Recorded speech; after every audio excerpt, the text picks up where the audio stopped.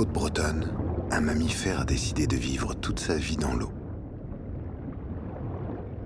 C'est un animal aux stupéfiantes facultés. Le phoque gris est un prodige de l'évolution. Pour vivre dans ces conditions extrêmes, il a développé des techniques de haute précision. D'abord, prendre très peu d'air en plongeant, mais accumuler l'oxygène dans ses muscles.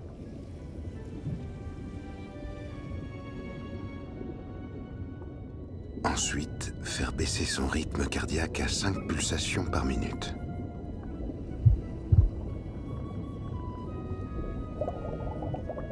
Enfin, régler au plus bas la température de toutes ses extrémités pour concentrer la chaleur autour de son cœur. Car notre prodige a une seule obsession dans la vie, bien dormir. Ce qu'il déteste par-dessus tout, être dérangé pendant sa sieste.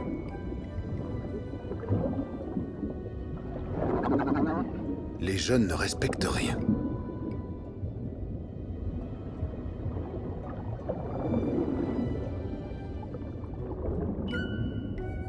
Ni la tranquillité, ni la fatigue des anciens. Mieux vaut trouver un autre endroit.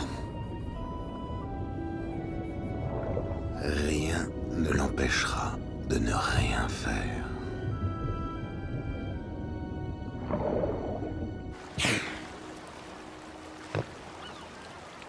Finalement, la position du bouchon a d'autres avantages.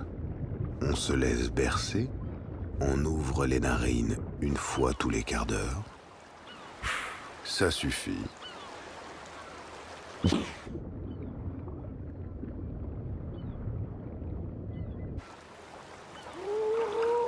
Mais entre toutes, la meilleure des siestes, c'est au sec et au soleil. Dans sa colonie, les plus méritants passent les heures de travail sur un reposoir. Il y a là les femelles et un grand mâle qu'il vaut mieux ne pas déranger. Alors, on essaye ailleurs. L'avantage du rocher à fleur d'eau à marée basse, c'est qu'on n'a pas besoin de faire trop d'efforts pour y monter.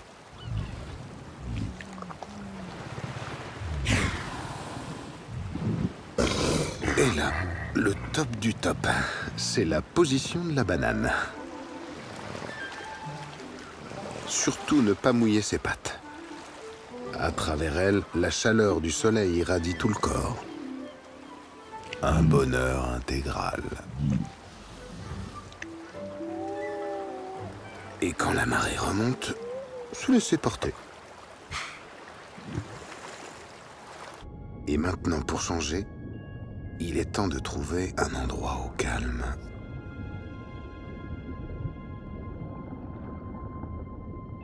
Les phoques passent 15 heures par jour à dormir.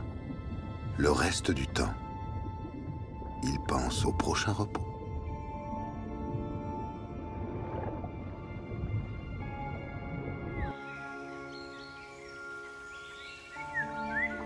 Le blaireau est le plus casanier des mammifères. Ici vit Madame Blaireau. Sa vie est organisée à la minute près. Réveil à 7 heures. Petite commission derrière le gros arbre à 7h05. Petit déjeuner à 7h10. Toilette à 7h15. Et tour du propriétaire jusqu'à 8h. Son emploi du temps ne souffre généralement aucun changement, mais aujourd'hui, un projet d'importance est venu perturber ses habitudes. Ce matin, elle éprouve le besoin pressant de fonder une famille. Trouver un monsieur blaireau est donc indispensable, et elle sait, car elle a déjà senti des odeurs qui ne trompent pas, où trouver un beau mâle reproducteur. Mais avant d'aller choisir l'heureux élu, Madame Blaireau doit chercher un domicile pour sa future famille. Comme tout blaireau qui se respecte, elle doit se doter d'un logement comportant une entrée principale et plusieurs sorties secondaires. Le plus important est d'abord de trouver le terrain qui convient. Alors on creuse.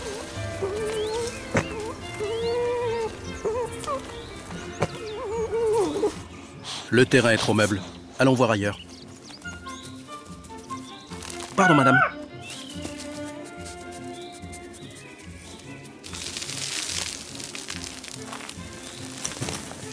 Ici, c'est bien.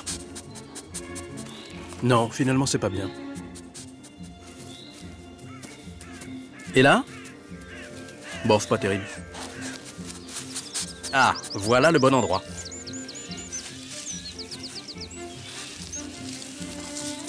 Belle hauteur sous plafond, poutre apparente. L'avantage, c'est qu'un renard a déjà fait une bonne partie du travail.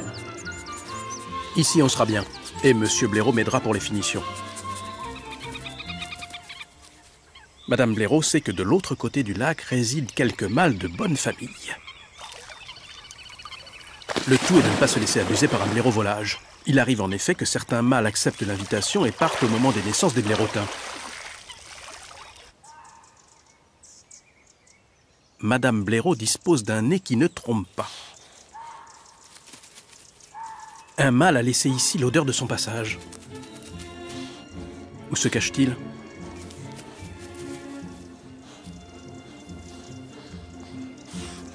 Dans un monde fait de galeries et de labyrinthes, on peut se chercher des semaines sans se trouver.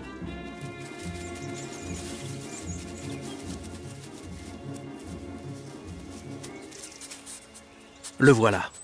En plus, il a l'air travailleur. C'est bon signe. Il est d'accord. Madame Blaireau est contente.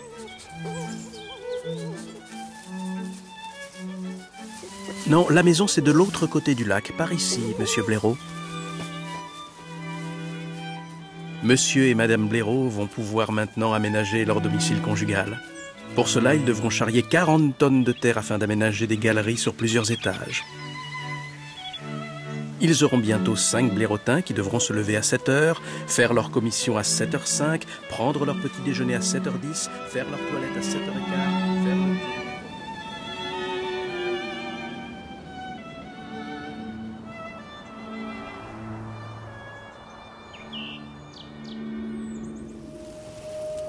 Ici vit Monsieur Crapaud. Et ce soir est son grand soir. Une force irrésistible l'appelle. Là-bas, à quelques kilomètres. La mare où il est né. Il doit la rejoindre avant le lever du soleil. Mais comment résister au goût succulent du lombric ?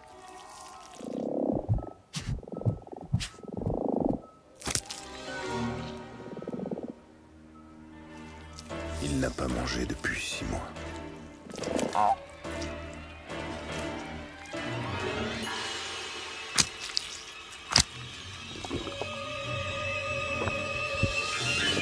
Un délice.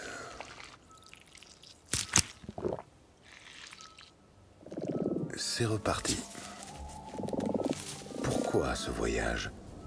Pour se reproduire. Car au bout du chemin, une charmante demoiselle Crapaud lui est promise.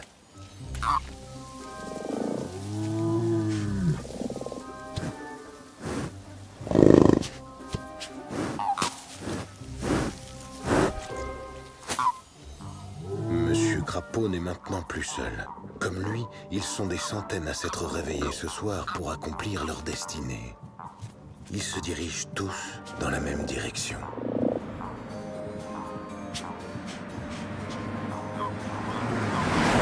Certains mâles ont même trouvé un moyen moins fatigant pour y arriver. Ils se sont accrochés sur le dos d'une femelle. Chez les crapauds, les femelles sont plus grosses que les mâles.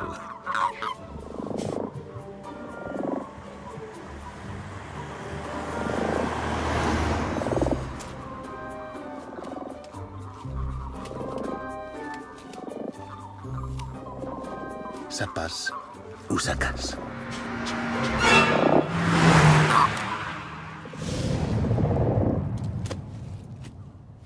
Tout le monde a rendez-vous dans la mare. Mais il y a souvent moins de femelles que de mâles. Si seulement il pouvait en trouver une avant d'arriver.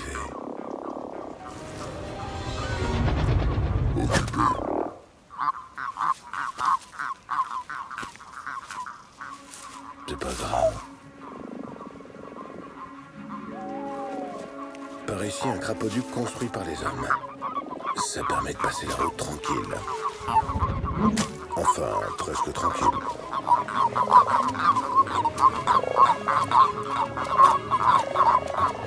Ce soir, pendant que les humains dorment, des centaines d'amphibiens vont traverser ce village. Tous n'y arriveront pas.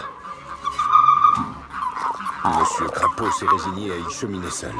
Mais pour trouver une belle, il doit être parmi les premiers.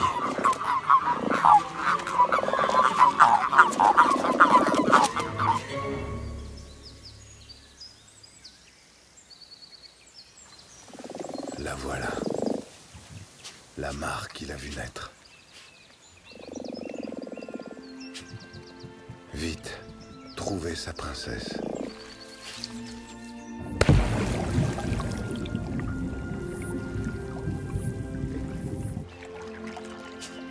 C'est elle. Ses yeux d'or. Cette peau. Monsieur Crapaud est conquis.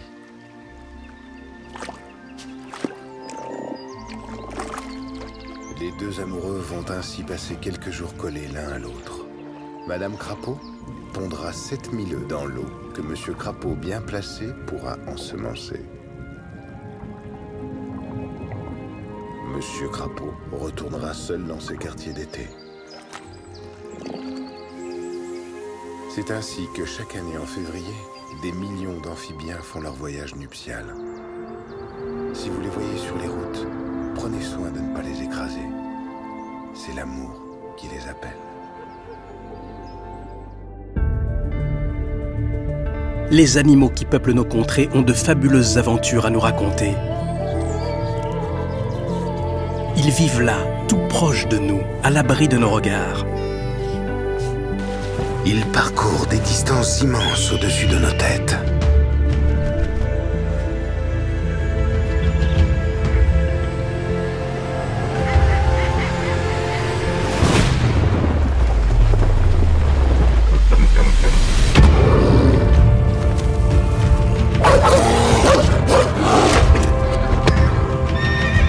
Voici les plus belles histoires de ce monde sauvage qui nous entoure.